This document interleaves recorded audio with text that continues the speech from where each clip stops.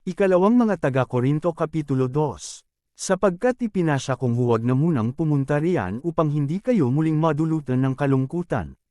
Dahil kung dudulutin ko kayo ng kalungkutan, sino pa ang aaliw sa akin? Hindi ba't kayo rin? Kaya sumulat muna ako sa inyo, ayaw kong sa pagpunta ko riyan ay dalutan ng lungkot ang mga taong dapat magpaligaya sa akin.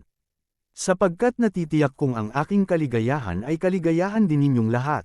Ang puso ko'y puno ng kalungkutan at pag-aalala ng sulatan ko kayo, at maraming luha ang tumulo habang sinusulat ko iyon. Sumulat ako sa inyo hindi upang kayo'y dalutan ng kalungkutan kundi upang ipadama kung gaano kalaki ang aking pagmamahal sa inyo. Patawarin ang nagkasala. Kung may nagdulot ng kalungkutan kaninuman, hindi ito sa akin ginawa, hindi sa pinalalaki ko ang bagay na ito, pero ang totoo, kayong lahat ang dinulutan niya ng kalungkutan. Sapat na ang parusang iginawad sa kanya ng nakararami sa inyo. Dapat na ninyo siyang patawarin at aliwin upang hindi naman siya tuluyang masiraan ng loob. Kaya nakikiusap akong ipadama ninyo sa kanya na siya'y mahal pa rin ninyo. Ang isa pang dahilan ng pagsulat ko sa inyo noon ay upang subukan kayo at alamin kung sinusunod ninyo ang lahat ng ipinang-aral ko sa inyo. Ang sinumang pinatawad ninyo ay pinatawad ko na rin. Ang pinatawad ko, kung mayroon man akong dapat patawarin, ay pinatawad ko na sa harapan ni Kristo alang-alang sa inyo, upang hindi tayo malinlang ni Satanas at hindi naman lingid sa atin ang gusto niyang mangyari.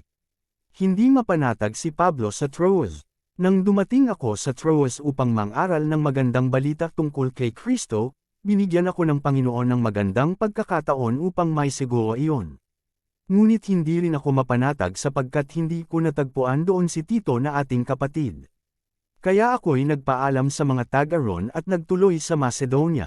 Nagtagumpay dahil kay Kristo, ngunit salamat sa Diyos at lagi niya kaming isinasama sa parada ng tagumpay ni Kristo dahil sa aming pakikipag-isa sa Kanya.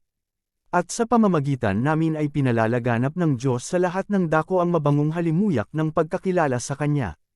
Para kaming mabangong samyo ng insensong inihahandog ni Kristo sa Diyos at nalalanghap naman ng mga naliligtas at ng mga napapahamak. Sa mga napapahamak, ito'y parang alingasaw na nakamamatay, ngunit sa mga naliligtas, ito'y halimuyak na nagdudulot ng buhay.